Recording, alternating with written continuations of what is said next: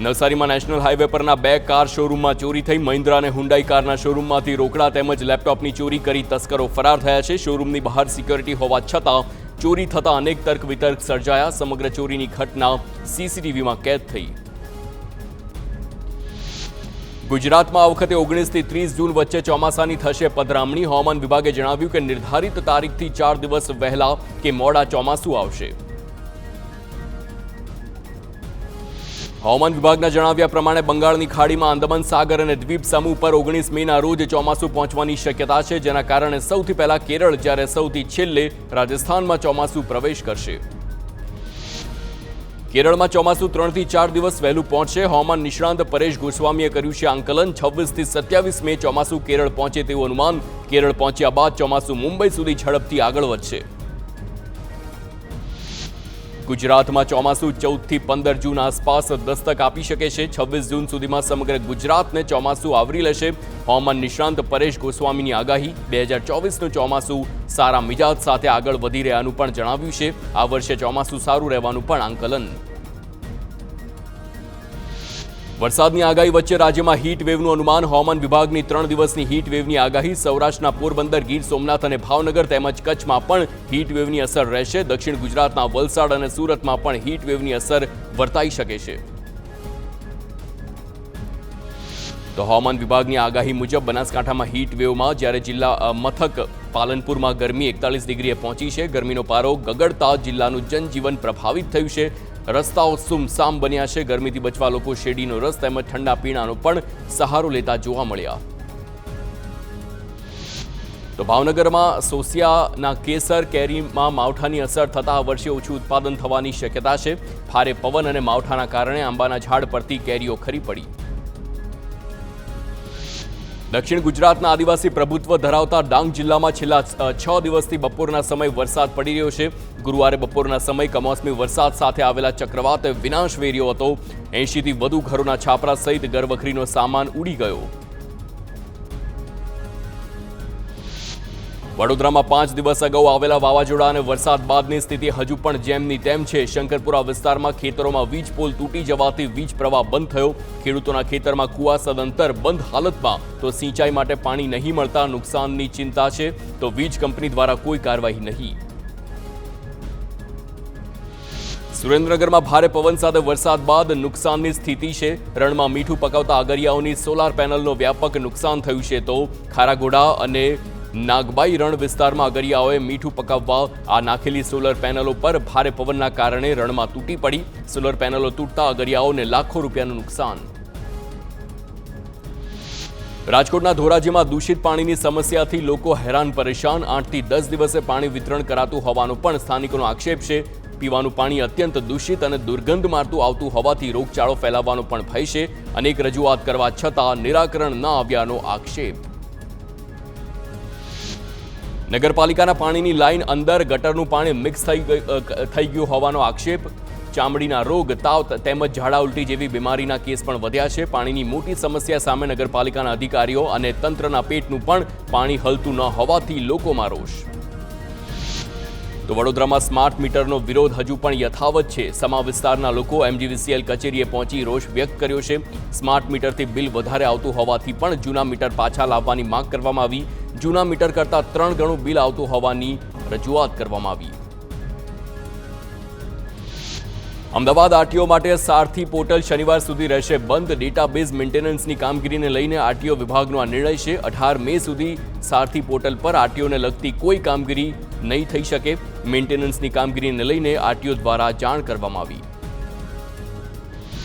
તો વડોદરામાં આરટીઓમાં લાયસન્સનું કામ 2 દિવસથી અટવાયું છે। 800 થી વધારે અરજદારને પડ્યો છે ધક્કો। વરસાદથી ટ્રેક પર પાણી ભરાતા 4 વ્હીલના ટ્રેક બંધ કરવામાં આવ્યા છે। રાજ્ય સરકાર 2 દિવસમાં સારથી સોફ્ટવેરમાં કરશે અપડેટ। લર્નિંગ લાયસન્સની કામગીરી પણ અટવાઈ છે। તો સુરતમાં ભર ઉનાળે સરકારી કચેરીમાં લોકો પરેશાન। સુરત આરટીઓનું સર્વર થયું છે બંધ। છેલ્લા 2 દિવસથી સર્વર બંધ હાલતમાં છે। લોકો થઈ રહ્યા છે પરેશાન, છતાં કોઈ વ્યવસ્થા નહીં। તો અમદાવાદ મનપાની સ્ટેન્ડિંગ કમિટીની બેઠકમાં અજીબો ગરીબ નિર્ણય લેવામાં આવ્યો। જ્યાં વરસાદી પાણી ભરાયા ત્યાં એએમસી વોલેન્ટિયર્સ નીમશે, જેઓ વરસાદ આવતા જ કોઈની રાહ જોયા વિના ગટરના ઢાંકણા ખોલવાની કામગીરી કરશે, જે તે વિસ્તારમાં વેપારીઓ, રહીશોને સ્વયંસેવક તરીકે નોંધાશે. દ્વારકાના ખંભાળિયામાં લાલપરડા ગામે વીજળીની સમસ્યાથી લોકો પરેશાન. રજૂઆત કરવા છતાં સમસ્યાનું સમાધાન ન આવતા ગ્રામજનોમાં રોષ. અંતે લોકોએ જ વીજ ફીડરનો ઘેરાવ કરી રોષ વ્યક્ત કર્યો છે. અધિકારીઓએ સમસ્યાના નિરાકરણની બાહેંધરી આપતા મામલો થાળે પડ્યો.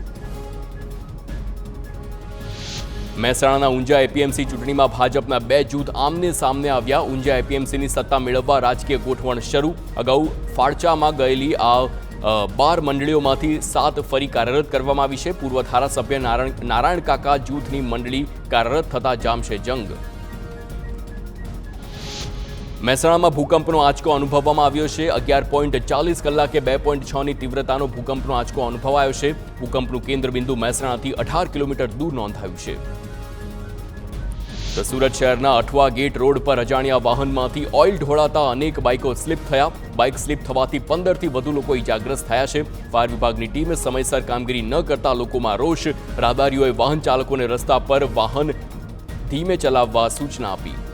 સુરતમાં ચોમાસા પહેલા જૂના ઓવરબ્રિજના સર્વે હાથ ધરવામાં આવ્યા. ડ્રોનની મદદથી શહેરના 117 જેટલા જૂના ઓવરબ્રિજની કોર્પોરેશને કામગીરી શરૂ કરી છે. બ્રિજના પિલરની પણ ડ્રોનથી ચકાસણીનો વિડીયો બનાવીને રિપોર્ટ બનાવવામાં આવશે.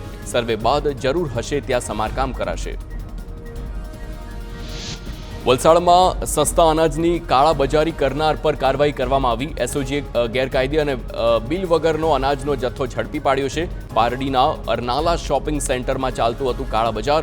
182 કોથળામાં 8,220 કિલોના અનાજ સાથે 1,80,000નો મુદ્દામાલ જપ્ત કરવામાં આવ્યો. દુકાન માલિક કૃણાલ ગુર્જરને વોન્ટેડ જાહેર કરવામાં આવ્યો.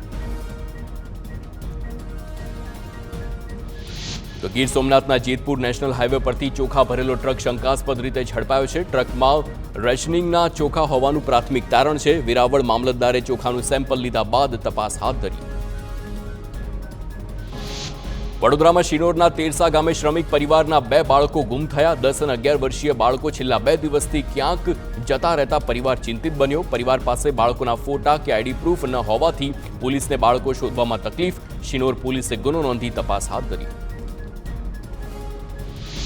અમદાવાદના પાલડીમાં વિતરાગ સોસાયટીમાં ગેલેરી તૂટવા મુદ્દે ખુલાસો થયો. જર્જરિત મકાન અંગે કોઈ લેખિત ફરિયાદ ન મળ્યાનું સામે આવ્યું છે. ચેરમેનને બદનામ કરવા માટે આરોપ લગાવ્યો હોવાનું બહાર આવ્યું છે. સોસાયટીના રીડેવલપમેન્ટમાં 75% સ્થાનિકોની સંમતિ છે. મહેસાણાના તાવડિયા પશુ દવાખાનામાંથી એક્સપાયરી દવાઓ મળવાનો મુદ્દો. દવાખાનું સંભાળતા ડોક્ટર વિનોદ મકવાણાની તાત્કાલિક બદલી કરવામાં આવી. કડીના મેળા આદરજ ખાતે તબીબની કરાઈ હતી બદલી. ડીડીઓ દ્વારા તાત્કાલિક કરાઈ છે બદલી. સમગ્ર મામલે ડીડીઓએ પશુપાલન વિભાગ પાસે તપાસના અહેવાલ માંગ્યો. વડોદરા જનસેવા કેન્દ્રો પર લોકોને હવે અગવડ નહીં પડે, મુશ્કેલી ન પડે તે માટે સવારે 9 વાગ્યાથી જ શરૂ કરાયા છે જનસેવા કેન્દ્રો. અરજદારોએ કહ્યું કે સરકાર સારી વ્યવસ્થા કરી છે. ગરમીમાં જનસેવા કેન્દ્ર વહેલું શરૂ કરવાનો આ નિર્ણયને લોકોએ વધાવ્યો છે. તો જામનગરના મોરકંડા ગામના એસીપીની સફળ કાર્યવાહી. ગ્રામ પંચાયતનો કોમ્પ્યુટર ઓપરેટર 150 રૂપિયાની લાંચ લેતા ઝડપાયો. ખેડૂતના જમીનના દાખલા કાઢી આપવા માટે લાંચ માંગ્યાનું સામે આવ્યું.